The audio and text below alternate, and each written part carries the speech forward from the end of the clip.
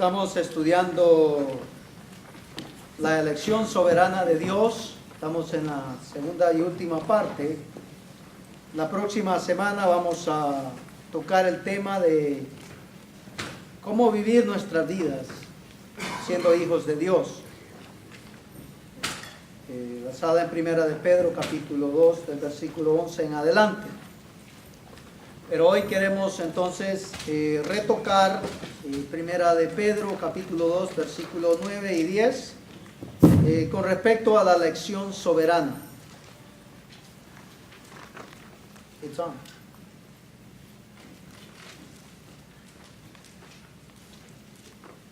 It's on.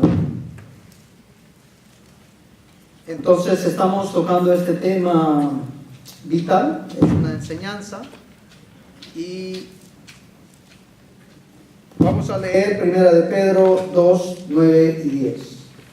Mas vosotros sois linaje escogido, real sacerdocio, nación santa, pueblo adquirido por Dios, para que anunciéis las virtudes de aquel que os llamó de las tinieblas a su luz admirable.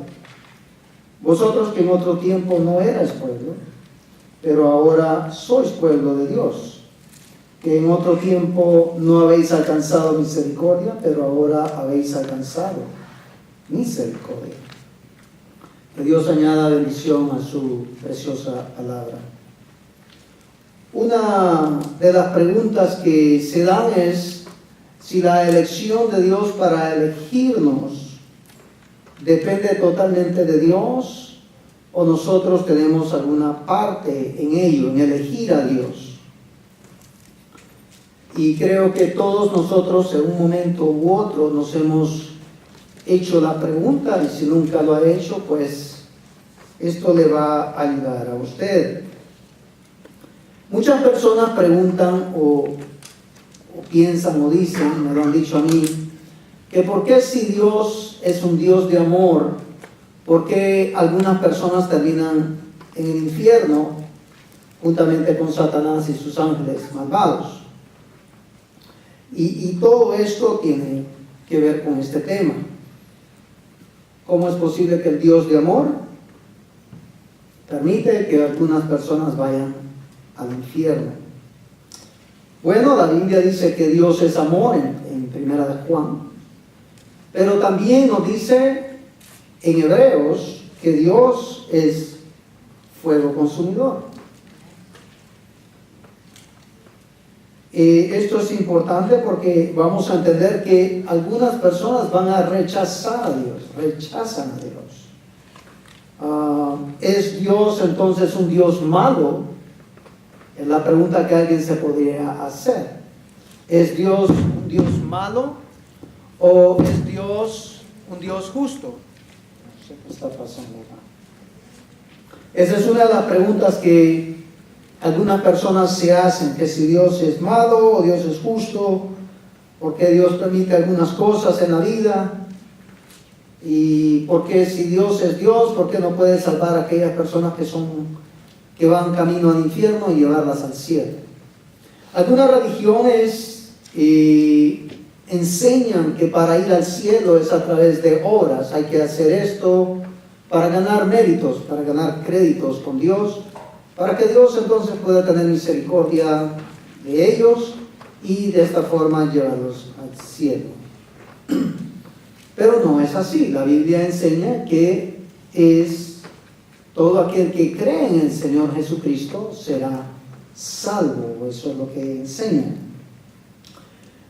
Por ejemplo, Jesús en Mateo 21, del versículo 18 al 22, habla de la higuera que Jesús maldijo.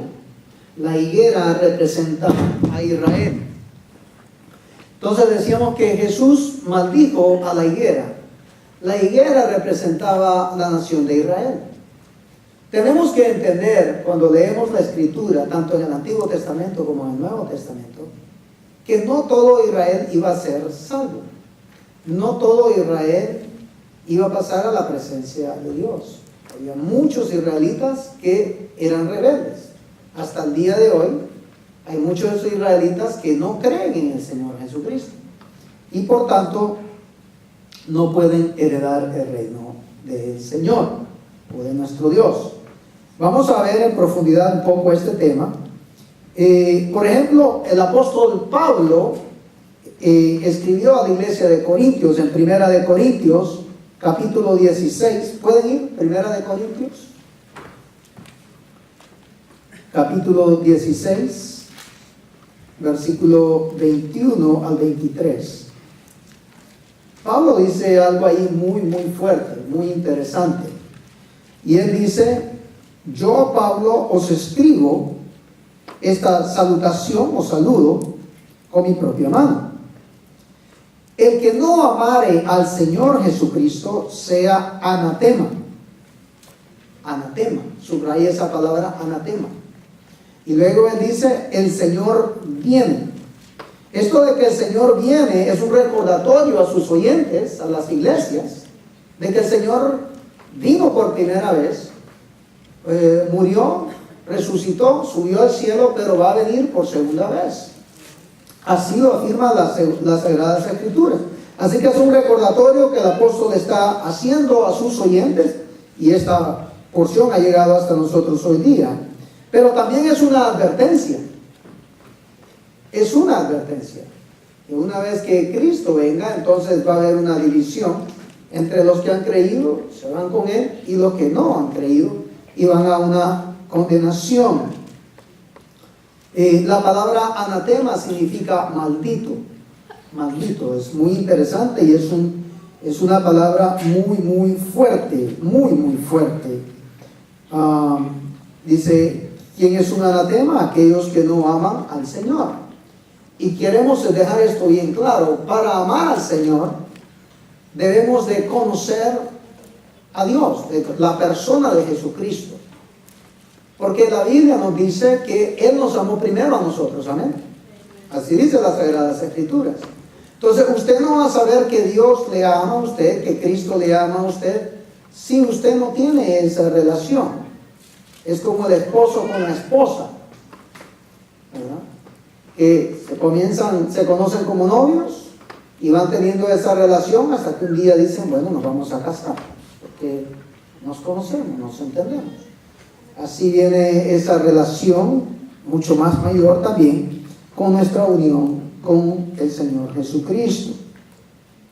Y Él nos dice entonces que un anatema es una persona que quiere justificarse a sí mismo. Esa es la idea central de ser un anatema. Alguien que decide no someterse, sino que quiere justificarse delante de Dios. ¿De qué forma?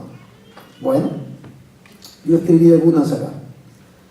Las personas que se autojustifican delante de Dios son aquellas personas que se justifican a través de las obras que hacen.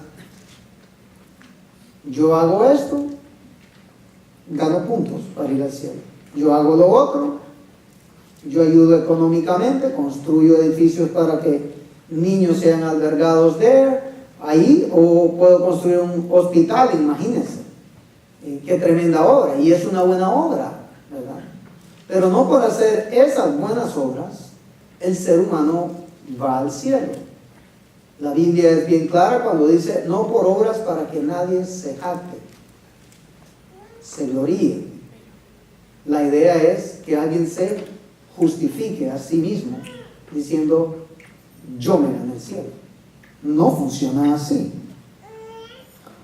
Personas que creen o quieren ser como Dios, se creen todos poderosos en este mundo, porque dan una orden y las cosas se hacen, y se consideran personas buenas, al igual que los antes mencionados, y por querer ser buenos creen que también tienen ganado el cielo, y se justifican queriendo ser como Dios. ¿Les parece algo familiar? ¿Recuerdan a Satanás, que quiso ser como Dios y quiso aún sentarse en el trono de Dios? Hay personas así en este mundo, pero eso no les justifica o les da la salvación de sus almas. Personas que dicen que tienen la llave para ir al cielo. Y este tipo de individuos es muy diferente porque utilizan la religión, utilizan los rituales, utilizan las tradiciones religiosas de cualquier religión que sea en el mundo. Entonces, por decir, yo cumplí esto, esa es una obra. El yo está ahí. Yo hice esto, yo hice lo otro, en el sentido religioso. Yo participé de los rituales desde niño. ¿Se acuerdan del apóstol Pablo? ¿Qué dijo? Yo soy israelita. Se estaba justificando a sí mismo. Soy fariseo. ¿Qué está diciendo? Pertenecía a uno de los grupos religiosos de Israel, de la tribu de Benjamín. Está diciendo, yo soy parte de ese linaje. Si buscan ¿han visto estas nuevas plataformas que han salido donde usted da su ADN y le dice de qué nacionalidad es? ¿Ha visto eso, los anuncios? Entonces te dicen, bueno, usted dice, yo pensaba que era latina, dice, resulta que soy 45% europea, 25% india, 25% del otro. Entonces el apóstol Pablo estaba tratando de justificarse de que él tenía esta línea directa al cielo, porque venía la descendencia de Abraham. Y muchos israelitas así se justifican hoy día. Por eso cuando usted lee Mateo capítulo 1, la genealogía de Jesús, y aparecen un montón de nombres, usted ve en Mateo capítulo un montón de nombres hasta que aparece Jesús, hijo de José y de María, ¿verdad? Y así, esos linajes para los judíos son importantes, vitales. Entonces está justificando, apoyando en su propia opinión. Son personas que dicen ir al cielo a través de una religión, a través de las tradiciones, a través también de los rituales que han practicado. Por si acá usted podrá decir, Pastor Mario, ¿cómo puede usted decir estas cosas? Bueno, la Biblia es bien claro cuando afirma estas cosas. Y si la Biblia lo dice, tenemos que ponerle un amén a eso, ¿verdad? Porque si está en la Biblia, es así. Por ejemplo, no somos salvos por amar a Cristo. ¿Estamos claros en eso? Somos salvos por medio de ¿qué? De la fe. De la fe. Ahora, la pregunta de millón es ¿su fe? ¿De dónde viene la fe para creer? La Biblia es bien clara. Dice que es un regalo de Dios. En Efesios dicen que es un don de Dios. Que la fe que nosotros tenemos es dada por parte de Dios para nosotros poder creer. Esto creo que lo podemos entender bien claro, ¿verdad? Esto nos dice que si unos van a creer y otros no van a creer, quiere decir que unos van a ser condenados. Nosotros no tenemos la varita mágica para saber quién es condenado y quién no es condenado. Aunque la Biblia da algunas pautas cuando Jesús dijo, por sus frutos los conoceréis, ¿verdad? Pero también podemos ser engañados, porque yo puedo aparentar que estoy dando buenos frutos. Puede decir, oh, el hermano está aquí todos los domingos en el culto, ¿verdad? El hermano predica, el hermano enseña, el hermano canta, el hermano está activo en las actividades de la iglesia. Pero, como vamos a ver más adelante, algo muy interesante con respecto a esto. Esto quiere decir que no todas las personas son salvas. Y ahí es donde viene la pregunta primaria. ¿Es Dios un Dios malo entonces? ¿Por qué Dios permite estas cosas? Bueno, miremos algunos ejemplos así rapidito.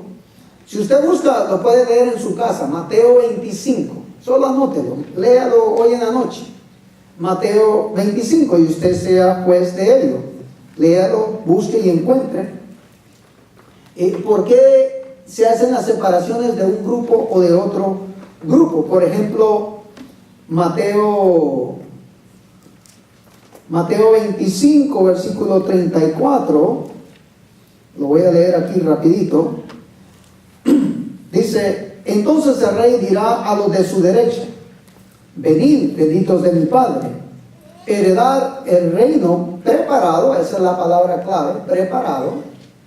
Mateo 25, 34. Dios ha preparado un reino. Cristo vino y anunció el reino de los cielos. Pero dice que ese reino está preparado ¿para quiénes? Para vosotros. ¿Quiénes son vosotros? Los que han creído, es lógico. Para vosotros desde la fundación del mundo. Desde antes de que el mundo fuese hecho, Dios tenía preparado este reino, si podemos decir así. El versículo 41 dice entonces dirá también a los de la izquierda, apartaos de mí, malditos, al fuego eterno. También menciona la palabra preparados para el diablo y para sus ángeles. Entonces la Biblia deja bien claro que existen dos lugares. El infierno no es aquí en la tierra, como algunas personas dicen, no, aquí es el infierno, ¿no?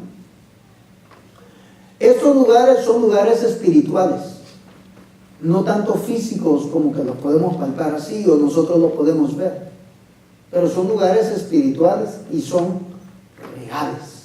El cielo es un lugar real, es un lugar que Dios ha preparado, es donde Él vive, es donde Él está y es donde Él va a llevar a todos aquellos que creen en su Hijo amado. Vámonos al Evangelio de San Juan, porque el Evangelio de San Juan capítulo 3 nos da algunas pausas muy lindas, muy interesantes, en las cuales podemos estudiar a la luz de la palabra. San Juan capítulo 3. Esto tiene que ver entonces en San Juan capítulo 3. ¿Tiene el hombre alguna responsabilidad? ¿Tenemos nosotros algún tipo de responsabilidad en elegir a Cristo? ¿Sí o no? ¿O elegir a Cristo? Nosotros elegimos a Cristo por nuestra propia voluntad, por nuestro propio esfuerzo. ¿O es algo que Dios de antemano ha puesto, como decir, un chip en nuestro ser para decir, escuchó el Evangelio y ¡pum! Va a creer en el Señor Jesucristo? Miremos lo que dice San Juan capítulo 3. Este es el encuentro o el relato entre Jesús y Nicodemo. El versículo 3 nos dice, respondió Jesús y le dijo a Nicodemo, ¿verdad? De cierto te digo, subraye esto, el que no naciere de nuevo no puede ver el reino de Dios. El que no naciere de nuevo no puede ver el reino de Dios. Esto nos da una pauta que para ir al reino de Dios hay que nacer de nuevo. ¿Cómo se nace de nuevo? ¿Cuáles son los pasos para nacer de nuevo? Nicodemo le dijo a Jesús, ¿cómo puede un hombre nacer siendo viejo? ¿Puede acaso entrar por segunda vez en el vientre de su madre y nacer? Físicamente eso es absurdo, imposible. Entonces tenemos que ver aquí que este es un milagro divino, es una intervención de parte de Dios y no del hombre. Lo podemos ver, ¿verdad? El mismo Nicodemo dice, y tu mente, usted, 2017, nuestra mente nos dice, eso es imposible. Podemos ver entonces que no está hablando en términos naturales, sino que en términos espirituales. ¿Estamos claros? El versículo 8 dice así, Jesús le dice a Nicodemo, el viento sopla de donde quiere y oyes su sonido, mas ni sabes de dónde viene ni a dónde va. Así es todo aquel que es nacido, ¿de qué? ¿De la carne? No, del Espíritu. ¿Quién controla el viento? ¿El viento se controla a sí mismo? ¿Quién creó el viento? Dios. A veces el viento sopla del norte al sur o del norte o del sur al norte. O sea, no depende de alguien. se mueve, ¿verdad? Como Él quiere. Esto está diciendo es un milagro divino, es la idea. En el versículo 9 y 10, Nicodemo responde y le dijo, ¿cómo puede hacer esto? Respondió Jesús y le dijo, ¿eres tú maestro de Israel y no sabes esto? Quiere decir que Nicodemo está entendiendo que esto tiene que ver con una situación no natural, sino que espiritual. Y nosotros no gobernamos ni reinamos en el ámbito espiritual. No lo podemos controlar. El único que controla ese ambiente espiritual es Dios. Es Dios. Y entonces en el versículo 8, el cual acaba de leer sobre el viento, nos demuestra que es la soberanía de Dios al 100%. La soberanía de Dios. Juan el Bautista dijo estas palabras. Mire el versículo 27 en ese mismo capítulo. Respondió Juan y dijo, versículo 27 de San Juan 3, no puede el hombre recibir nada si no le fuera dada, ¿de dónde? De sí mismo, ¿no?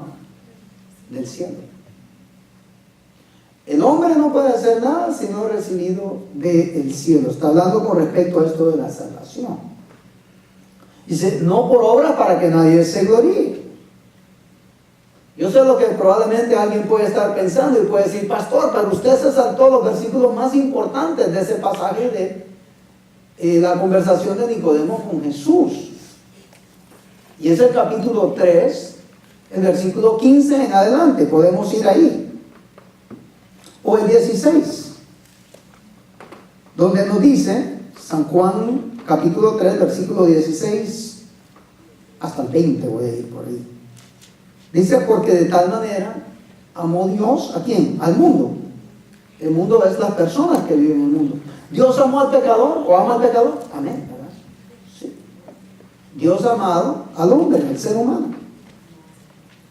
Ha amado Dios al mundo, que ha dado a su Hijo unigénito para que todo aquel que en Él cree, esa palabra subraya, todo aquel que en Él cree, subraya esa frase, dice, no se pierda, mas tenga vida eterna. Pastor, ahí está como diciendo que yo tengo una responsabilidad para poder creer, para que todo aquel que en Él crea. Seguimos. Porque no envió Dios a su Hijo al mundo para condenar al mundo, sino para que el mundo sea salvo por Él. Versículo 18 es clave también, porque aparentemente está diciendo que el hombre tiene la disposición o el poder para poder creer. El que en Él cree no es condenado. Pero el que no cree ya ha sido condenado. Entonces ahí está dando la apariencia de que alguien puede creer y alguien pueda elegir no creer. Es lo que podemos leer así. El que en Él cree no es condenado, pero el que no cree ya ha sido condenado porque no ha creído en el nombre del unigénito Hijo de Dios. Versículo 19. Y esta es la condenación, que la luz vino al mundo y los hombres amaron más que las tinieblas. Todos nosotros estábamos destituidos de la gloria de Dios, por tanto todos los seres humanos vivían bajo esa nube de tinieblas, de pecado, un mundo contaminado por el pecado, de la planta de nuestros pies hasta el copete, como dice Isaías. Estamos claros hasta ahí, ¿verdad? Y esta es la condenación, que la luz vino al mundo, refiriéndose a Jesucristo, y los hombres amaron más las tinieblas. Está hablando en plural, generalizando en plural. Amaron más las tinieblas que la luz, que a Jesús, porque sus obras eran malas. Cuando leemos este pasaje del versículo 16 al 20, podemos ver prácticamente que aparentemente el hombre se puede justificar y decir, yo he creído en el Señor, yo he elegido al Señor. Este no eligió al Señor. Eso es lo que aparentemente podemos ver. Pero leímos anteriormente en el versículo 27 que no puede el hombre recibir nada, nada en absoluto, si no fuera dado del cielo. Incluso la fe que nosotros podemos tener no es nuestra. No es nuestra. Nadie puede levantarse y decir, es mi fe.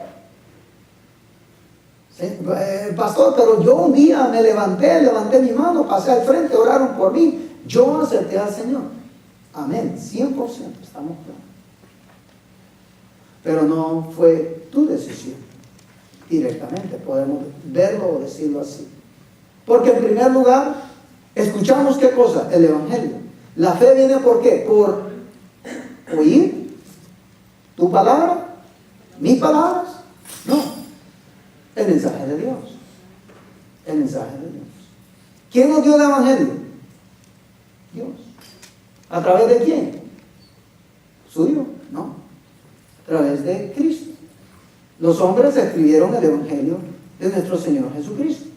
Eso es cierto. Los hombres lo escribieron porque estaban inspirados por el Espíritu Santo, no por su propia voluntad. Un buen día nosotros, es cierto, tomamos esa decisión. Por ejemplo, váyase ahí rapidito a Mateo capítulo 7. Mateo capítulo 7. Así, rapidito, podemos ver algo muy interesante.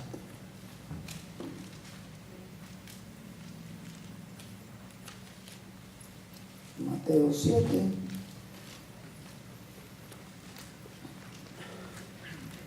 A ver, versículo 21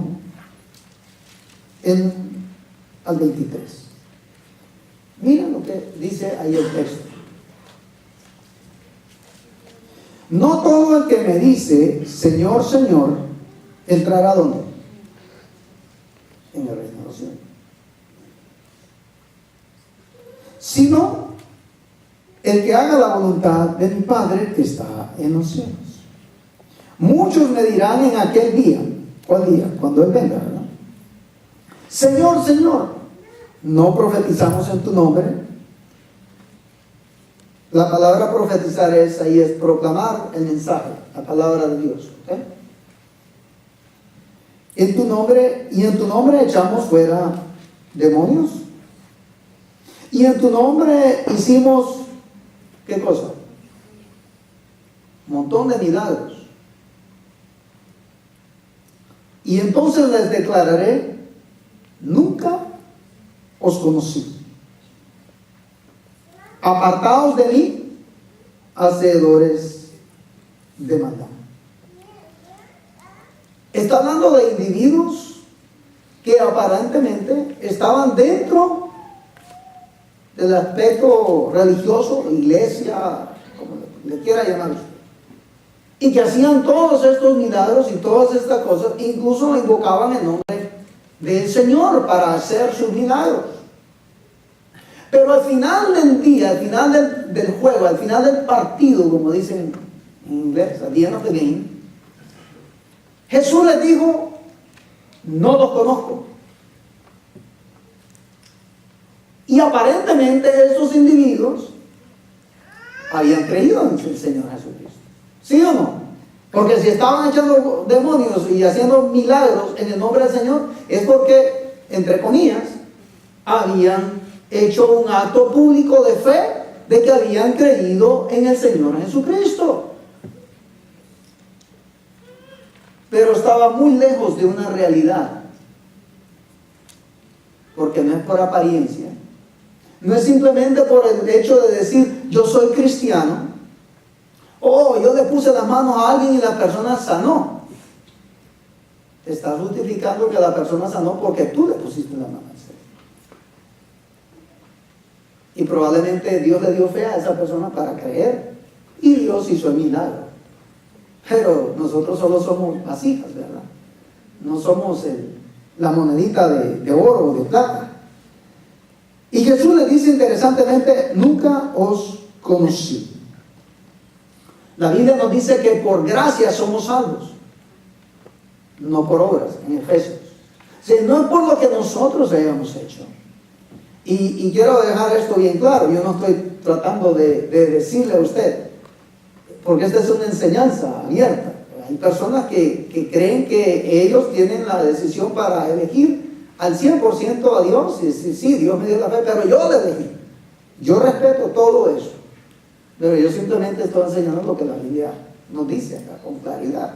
Por ejemplo, yo lo puedo ver bien claro que es Dios el que ha hecho todo de su parte. Y que es Dios el que ha puesto ese sentir en nosotros para entonces nosotros poder decir, literalmente, yo creo en el Señor Jesucristo. Como dijo el carcelero de Filipo, ¿verdad? ¿Recuerdan que estaba en la cárcel de los apóstoles?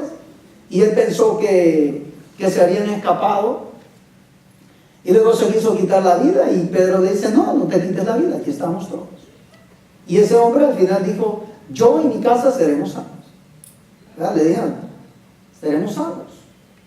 Y entonces esa es la clave de que nosotros podemos creer. Aparte, la Biblia también nos da una clave muy importante. Aquellos que han creído, dice que el Espíritu de Dios da testimonio a nuestro espíritu de que somos hijos de Dios. En ese pasaje que leímos donde dice que nunca los conoció, algo que es clave en nuestra vida como cristiano es que venga lo que venga a tu vida, usted no se va a apartar de los caminos del Señor. ¿Sabe por qué? Porque su mirada está puesta en Jesús, el autor y consumador de nuestra fe. Ahí mismo lo dice en ese versículo. El autor y consumador de nuestra fe no somos nosotros mismos, es el Señor. Es el Señor, es Dios que nos ha dado esta fe. Vamos rapidito ahí a San Juan capítulo 6, porque aquí sí destapa toda la olla, como digo. San Juan capítulo 6, versículo 37. Es Jesús el que habla ahí, y vamos a leer San Juan 6, el versículo 37 hasta el 44. Y pueden subrayar ahí. Siempre le digo, traigo un lapicero, un cuaderno, una nota para anotar. Dice ahí, todo lo que el Padre me da, subraya eso. El Padre da a Cristo a aquellos que creen en Él. ¿Qué va a pasar con todo aquel que el Padre le da a Jesucristo? ¿Qué dice en segunda instancia? Dice, vendrán a mí. Vendrán a mí, dice Jesús. Jesús lo está diciendo. Y luego continúa diciendo, y al que a mí viene, ¿qué hace Jesús? No le echa fuera. Eso nos dice que la salvación del creyente no se pierde. Porque hay un montón de cristianos que creen que pierden su salvación. Y por tanto, hay que hacer obras y obras. Hay que creer, pero también hay que hacer obras. Hay que hacer esto, hay que hacer lo otro. Y no es así. En una ocasión, cuando estuve de misionero en Honduras, una hermana que estaba en el ministerio de alabanza, linda persona, una mujer de Dios, sin duda alguna, la vi bien triste y me le acerqué y le digo, hermana, ¿qué le pasa? La veo demacrada, también sus hijos. Dice, me estaba enfermo. Y bueno, terminó la reunión y ella no subió a cantar. Y le volví a preguntar, hermana, ¿está bien usted? ¿Qué le pasa? Y me dice, pastor, estoy que me muero, me dice, prácticamente. Y yo digo, ¿pero qué pasó? Es que no pude dar mi diezmo, dice. Ella pensaba que había perdido su salvación, porque le habían enseñado así, por no dar el diezmo. Y se sintió muy mal. Y lloraba y lloraba. Y es que tuve que comprarle medicina a mis hijos, dice. Porque si no, mi hijo se hubiera muerto. Y le digo, mire hermano, usted salva por gracia. No por si usted da su diezmo o no da su diezmo. Es salva por la gracia del Señor. Pero ella se sentía que se moría. Y que tenía que hacer algo para comenzar a volver a dar su diezmo, para como poder volver a recuperar su salvación. No, hermanos, somos gracias. Somos salvos por gracia. Por la gracia del Señor. Y por eso le dice, todo lo que el Padre me da vendrá a mí y no le echo fuera. Porque he descendido del cielo no para hacer mi voluntad, sino la voluntad del que me envió. Y esta es la voluntad del Padre, el que me envió. Subraye, que de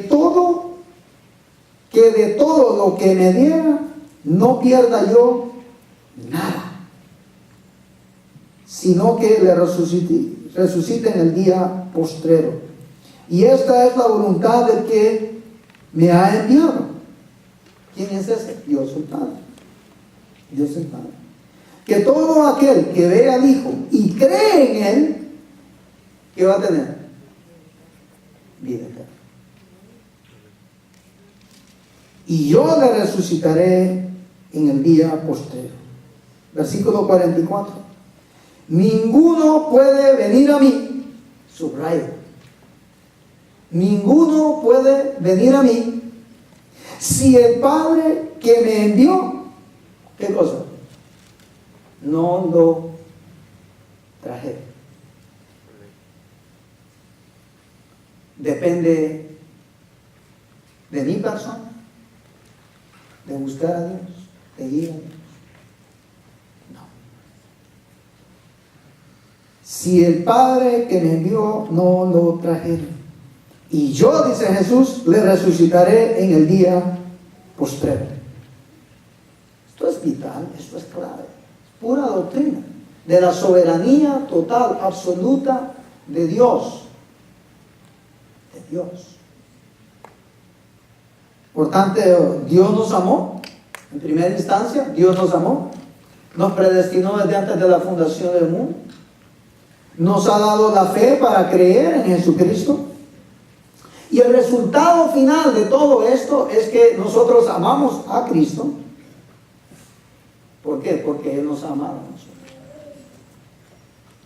Porque Él nos ha dado la fe. Ese es el regalo de Dios. Alguien puede decir, pero si Dios da este regalo, todo el mundo tiene la opción de obtener este regalo. Yes. Pero los hombres se quisieron justificar a sí mismos más amando las tinieblas que a Él. Alguien puede decir entonces, pastor, quiere decir que Dios sabía quiénes van a ser salvos y quiénes no van a ser salvos. No podemos decir que sí. ¿Verdad? Porque ninguno puede venir a mí si el Padre que me envió no lo trajera. ¿Es Dios soberano? Sí. Incluso fíjense que estando ya como creyentes, si nosotros tuviéramos la decisión de hacer las cosas por nosotros mismos, me voy a agarrar a mi persona. Pensando en lo que dice en Santiago. Santiago dice, la próxima semana vamos a ir a X lugar y vamos a negociar y vamos a hacer esto y vamos a hacer lo otro. Y Santiago dice, bueno, mejor di si Dios quiere. Estamos consultando con Dios, pidiéndole a Dios que se haga nuestra voluntad o la voluntad de Él. La voluntad de Él. Estamos conscientes de que Dios todo lo sabe. Estoy seguro que mi esposa, antes de casarse conmigo, ha de haber orado y ayunado y triplemente ayunado para consultar con Dios y decirle, Señor, ¿me conviene este flaquito que está acá? ¿O no me conviene? ¿Será este el príncipe azul con que me voy a casar? ¿O no? No tomó una decisión así por así. ¿Consulta usted con Dios? ¿Hace usted su voluntad? ¿O espera que Dios haga la voluntad de Él en su vida? Le estamos dando ese espacio al Señor, ¿verdad?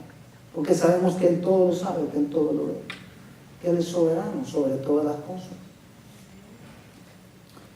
La conclusión es que Dios nos ha escogido sencillamente porque ha decidido concedernos su amor a través de la persona de Jesucristo. La fe no es un mérito nuestro, es un regalo de Dios para nosotros, para poder creer en Él. Amén. Y creemos en Él por su gracia. Por su gracia simplemente. No porque nosotros un día nos levantamos y dijimos, bueno, voy a aceptar a Cristo hoy. No. Nos dio su evangelio, la palabra, la escuchamos. Algo sucedió, algo sobrenatural sucedió en nuestro corazón, en nuestra mente.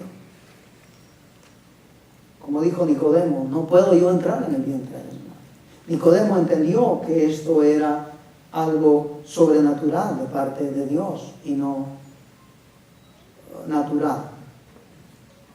Y podemos entender entonces que Dios nos ha llamado.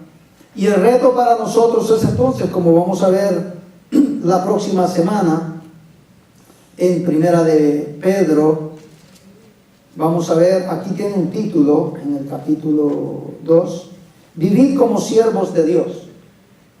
Una vez que estamos en los caminos del Señor, tenemos que vivir como Dios manda o como usted quiere vivir. ¿Qué cree usted? ¿Cómo cree usted que debe de vivir su vida? ¿Haciendo su propia voluntad o la voluntad de Dios, que es perfecta? Eso lo vamos a ver a partir de la próxima semana, si Dios lo permite. Amén. Padre, gracias te damos por tu amor y tu gran misericordia. Tú nos has perdonado nuestros pecados pasados, presentes y futuros.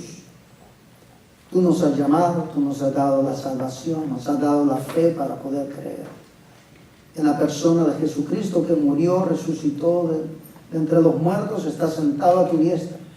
Y vendrás otra vez, Señor, para juzgar a la humanidad.